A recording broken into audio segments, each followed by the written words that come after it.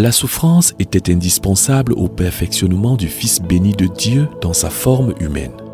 Elle sera même d'un plus grand secours pour le disciple nécessairement imparfait.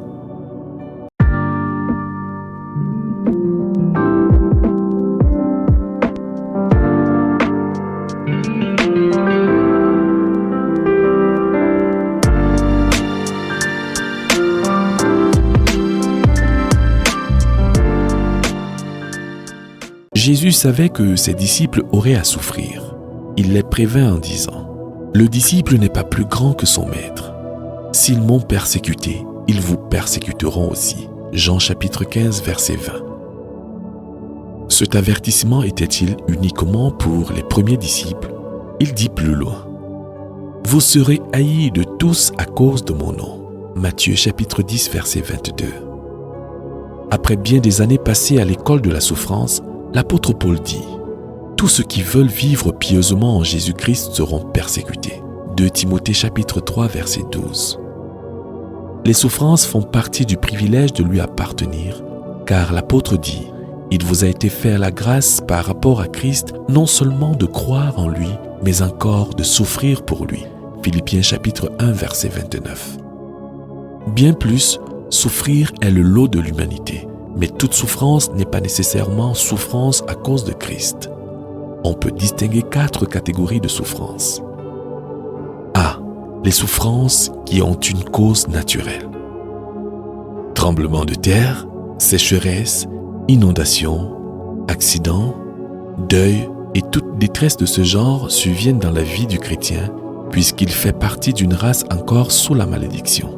Cela ne lui arrive pas parce qu'il appartient à Christ. Ce n'est donc pas souffrir à cause de l'Évangile. C'est pourquoi, si votre père meurt ou perd de l'argent ou son emploi, il ne faut pas appeler cela une croix. Cela n'en est pas une. Cependant, il est possible que ces circonstances soient utilisées pour notre bien et tout chrétien devrait s'y préparer. B. Les souffrances causées par le péché. Quand un chrétien pêche, très souvent le Seigneur le punit et l'État pourrait également agir. Un chrétien qui échoue à son examen parce qu'il n'a pas bien étudié n'est pas en train de souffrir pour Christ. C'est la même chose pour un homme qui perd son emploi à cause de son incompétence. Les étudiants qui organisent des réunions de prière aux heures proscrites par le règlement scolaire s'exposent à une punition. Ces personnes ne devraient pas confondre cela avec les souffrances à cause de Christ. Il ne s'agit pas de la même chose. Au contraire, ces personnes devraient se repentir d'avoir déshonoré le nom du Seigneur. L'apôtre Paul demande « Quelle gloire y a-t-il à supporter de mauvais traitements pour avoir commis des fautes » 1 Pierre chapitre 2 verset 20. La réponse c'est « Aucune ». C. La souffrance qui a pour but notre éducation et notre discipline. Lorsqu'un disciple sort du chemin étroit, il sera soumis à une discipline pour qu'il revienne. Ce faisant, Dieu pourrait frustrer certains de ses plans qui sont hors de sa volonté afin que le disciple apprenne à le suivre. Tout cela est source de souffrance, mais ne constitue pas le fait de porter sa croix. Nous devons cependant les prendre en considération. La Bible dit « Mon fils, ne méprise pas le châtiment du Seigneur et ne perds pas courage lorsqu'il te reprend. Car le Seigneur châtie celui qu'il aime et frappe de la verge tout ce qu'il reconnaît pour ses fils. » Hébreux chapitre 12, versets 5 à 6. En plus du châtiment, il y a la souffrance qui provient du processus d'émondage. L'émondage est pour ceux qui aiment Jésus, qui portent beaucoup de fruits, mais dont les imperfections empêchent de porter encore plus de fruits. Parlant de cela, Jésus dit « Tout sarment qui porte du fruit, il, entre parenthèses, le Père, l'émonde, afin qu'il porte encore plus de fruits. » Jean chapitre 15, verset 2.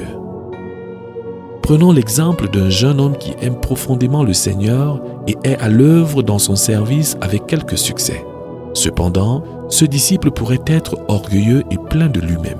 Cet orgueil doit être émondé pour cesser d'être un obstacle pour son service. Il n'a pas besoin de demander à Dieu de traiter son orgueil. Dieu le fera sans qu'on le lui demande. Il arrangera les circonstances de façon à zapper l'importance du disciple et à le ramener à l'humilité. Il pourrait échouer à un examen bien qu'étant brillant. Un projet spirituel dans lequel il est engagé pourrait être frustré. On pourrait préférer quelqu'un de moins mûr, de moins doué que lui pour l'exercice d'un ministère. Tout cela est douloureux et bien humiliant, mais il s'agit de débarrasser le disciple d'un point faible. S'il voit ses fautes et cède sous la main des mondages de Dieu, les résultats attendus seront manifestés. Mais s'il continue à se justifier et à s'élever lui-même, Dieu devra alors déployer de nouvelles méthodes et le douloureux processus devra durer plus longtemps. D. La souffrance à cause du choix délibéré pour Christ et pour l'Évangile. C'est le genre de souffrance dans laquelle Jésus invite tous ses disciples. Elles doivent être pour Christ et elles doivent être volontaires. Il doit toujours y avoir la possibilité de dire non. C'est cela porter sa croix et les gens décident de la prendre ou de la rejeter. Ce genre de souffrance réservée aux disciples est au cœur de la volonté de Dieu. Les chrétiens dont le mot d'ordre est « sécurité d'abord » ne sont pas concernés ici. Cette souffrance peut se manifester intérieurement ou extérieurement. Le disciple souffre et gémit lorsqu'il entend le nom de Jésus blasphémé. Quand Jésus est traité avec mépris et appelé de toutes sortes de noms méchants et dégradants, le cœur du disciple sera atteint comme si on lui transperçait l'âme. Il n'y a que ceux qui aiment Jésus profondément qui peuvent souffrir de cette manière. Il y a aussi la souffrance pendant que le disciple lutte contre la tentation dans l'être intérieur. Des fois, le diable, dans un assaut terrible, essaiera de pousser le disciple à se livrer au péché. La détermination de ne pas céder intensifiera le conflit au point où le disciple est secoué dans tout son être, presque brisé dans son effort pour tenir bon. Il s'agit là peut-être de la plus pénible des souffrances et ne viennent qu'à ceux qui sont déterminés à voir le royaume de Dieu s'établir dans leur cœur. Il y a quelques années, le Seigneur m'avait convaincu de donner à un inconnu l'un de mes 2 costumes. Après que j'eusse nettoyé et emballé le costume pour le donner, tout mon être protestait. C'était dur, mais Dieu me fit la grâce de pouvoir m'en séparer. Le disciple qui est appelé à sacrifier tout ce qu'il a pour Jésus souffrira alors que tout ce qui lui était cher est enlevé. Cela fait partie de la vie de disciple. L'autre aspect de la souffrance est extérieur. Cela pourrait être des choses simples telles que un surnom, un manque d'égard, être ignoré ou traité avec mépris, être évité ou exaspéré.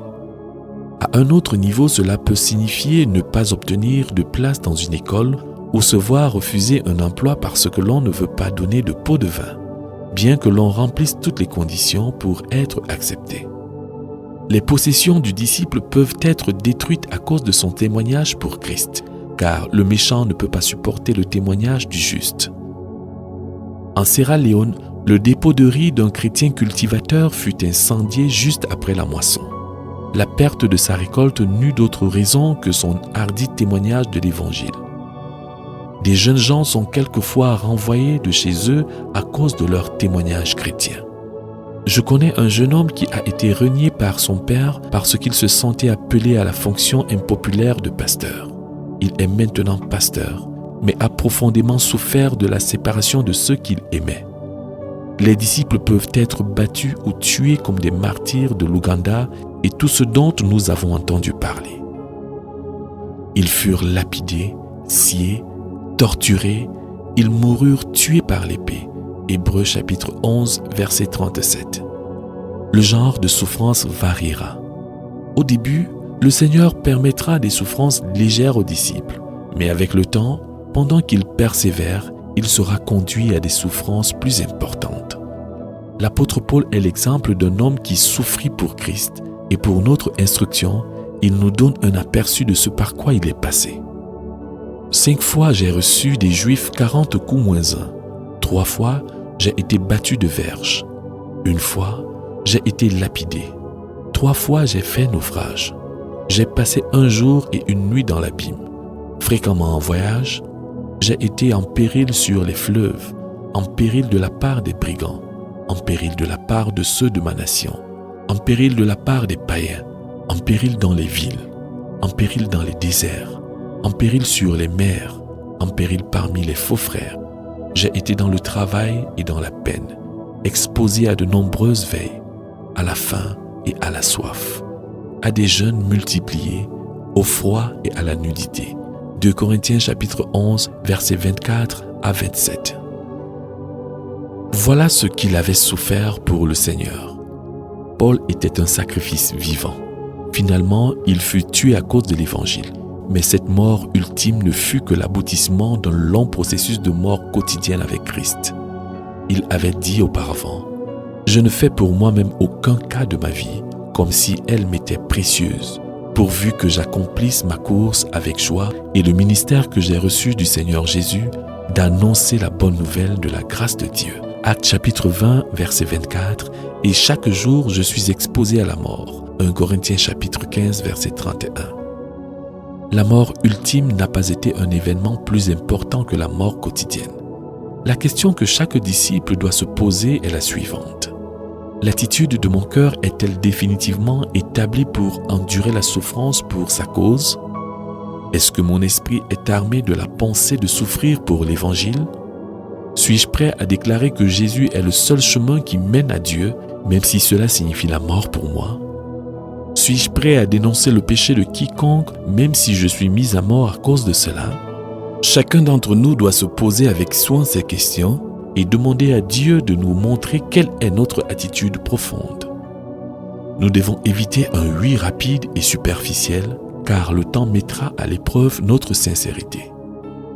Il peut venir un jour où il y aura une persécution ouverte et où certains perdront leur vie à cause de Jésus. Serons-nous prêts à souffrir pour lui? Qu'avons-nous souffert pour lui jusqu'à présent? Jésus te demande aujourd'hui, qu'as-tu souffert pour moi? Il est possible de se résigner et de dire, il me semble que je n'ai pas le choix, que puis-je faire d'autre? Mais cela n'est pas l'attitude de Jésus. Il accepta la volonté de Dieu avec choix. Le jour précédant sa mort, à la pensée de la croix qui l'attendait de façon certaine, il dit, « Maintenant, le Fils de l'homme a été glorifié et Dieu a été glorifié en lui. » Jean chapitre 13, verset 31. L'apôtre Paul se réjouissait de ses souffrances pour Christ et même aspirait à souffrir davantage avec lui, car tout ce qu'il voulait, c'était de connaître la puissance de la résurrection de Christ, partager les souffrances de Christ et se conformer à Christ dans sa mort. Philippiens chapitre 3, verset 10. L'Église primitive considéra aussi souffrir pour Christ comme un privilège béni. Les apôtres se retirèrent devant le Sanhédrin, joyeux d'avoir été jugés dignes de subir des outrages pour le nom de Jésus. Actes chapitre 5, verset 41. Considérons-nous le fait de pouvoir suivre ces traces comme un privilège selon que le dit l'Écriture? C'est à cela que vous avez été appelés, parce que Christ aussi a souffert pour vous, vous laissant un exemple afin que vous suiviez ses traces. 1 Pierre chapitre 2, verset 21. Mes frères, regardez comme un sujet de joie complète les diverses épreuves auxquelles vous pouvez être exposés, sachant que l'épreuve de votre foi produit la patience. Jacques chapitre 1, verset 2 à 3. Heureux serez-vous lorsqu'on vous outragera, qu'on vous persécutera et qu'on dira faussement de vous toutes sortes de mal à cause de moi. Matthieu chapitre 5, verset 11. Si vous êtes outragés pour le nom de Christ, vous êtes heureux parce que l'Esprit de gloire, l'Esprit de Dieu repose sur vous. 1 Pierre chapitre 4, verset 14. Le disciple qui souffre en murmurant souffre en vain, car telle ne fut pas l'attitude du Maître. La récompense est pour ceux qui, à l'exemple de Jésus, ne répliquent pas lorsqu'ils sont injuriés. Lorsque ses disciples souffrent, ils ne menacent pas, ils ne se plaignent pas, mais s'en remettant à celui qui juge justement. 1 Pierre chapitre 2, verset 23. Comme Job, le vrai disciple, même lorsqu'il souffre intensement, se prosterne dans l'adoration en disant « Que le nom de l'Éternel soit béni ». Job chapitre 1, verset 21. La souffrance du disciple dure peu de temps. 1 Pierre chapitre 1, verset 16 et chapitre 5, verset 10. Par la souffrance, le roi céleste perfectionne le disciple pour le royaume à venir, comme le ferait un habile joaillier. Il ne laissera pas le métal dans le fourneau une seconde de plus qu'il ne faut pour sa perfection.